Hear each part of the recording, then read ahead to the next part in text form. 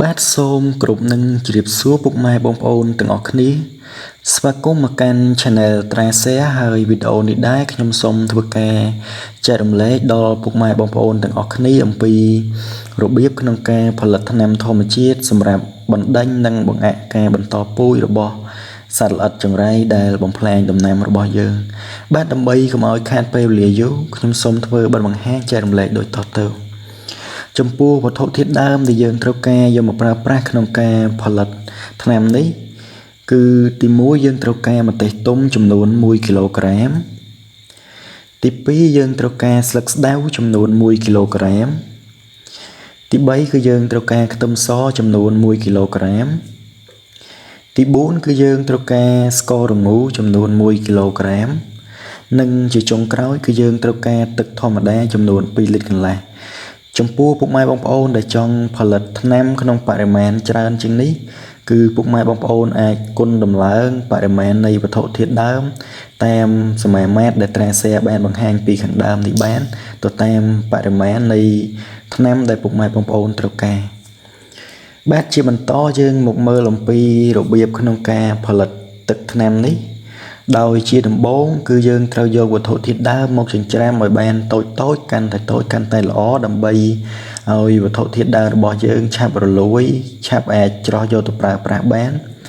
បន្ទាប់ពីចិញ្ច្រាំវត្ថុធាតុដើមបានម៉ត់ល្អហើយយើងត្រូវប្រមូលវត្ថុធាតុដើមទាំងអស់ដែលត្រាសែបានបង្ហាញពីខាងដើមនេះមកដាក់ក្នុងប៊ីដុងសម្រាប់ផ្អាប់ធ្វើជាថ្នាំរបស់យើងហើយសម្រាប់ប៊ីដុងក្នុងរូបភាពនេះគឺជាប៊ីដុងសម្រាប់ផ្អាប់ធ្វើជីទេគឺត្រាសែ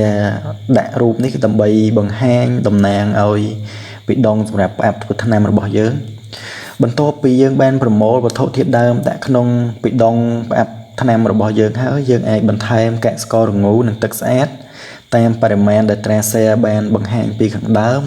បន្ទាប់មកយើងធ្វើការគ្របគម្របប៊ីដុងសម្រាប់ផ្អាប់ធ្វើថ្នាំនេះហើយរក្សាប៊ីដុងថ្នាំនៅកន្លែងដែលម្លប់មិនត្រូវផ្ទាល់ជាមួយនឹងពន្លឺព្រះអាទិត្យហើយយើងត្រូវបើកគម្របប៊ីដុងកូរថ្នាំនេះមួយថ្ងៃ2ដងរៀងរាល់ថ្ងៃហើយកូរនៅពេលព្រឹកនិងពេលល្ងាចបន្ទាប់ពីពុកម៉ែបងប្អូនរក្សាទុកទឹកថ្នាំនេះបានរយៈពេល15ថ្ងៃគឺពុកម៉ែបងប្អូនអាចចាប់ផ្ដើមធ្វើការច្រោះយកទឹកថ្នាំនេះទៅប្រើប្រាស់បានចំពោះរបៀបក្នុងការប្រើប្រាស់ថ្នាំនេះពុកម៉ែបងប្អូនអាចប្រើទឹកថ្នាំចំនួន 20cc ឬក៏ស្មើនឹង20 ml លាយជាមួយនឹងទឹកធម្មតាចំនួន20លីត្រហើយបាញ់លើដំណាំរបស់យើងរៀងរាល់7ថ្ងៃម្ដងហើយចំពោះពេលវេលាដែលមានប្រសិទ្ធភាពខ្ពស់ក្នុងការប្រើប្រាស់ថ្នាំនេះគឺនៅម៉ោង9ដល់ម៉ោង11ព្រឹកនិងពេលល្ងាចពុកម៉ែបងប្អូនអាចប្រើបាននៅម៉ោង3ទៅដល់ម៉ោង5ល្ងាចបាទចំពោះការធ្វើបទបង្ហាញចែករំលែករបស់ត្រាសែបានបញ្ចប់ហើយត្រាសែក៏សូមអរគុណពុកម៉ែបងប្អូនទាំងអស់គ្នាដែលបានចំណាយពេលតាមដានវីដេអូមួយនេះជួបគ្នាបន្តទៀតនៅវីដេអូក្រោយសូមអរគុណ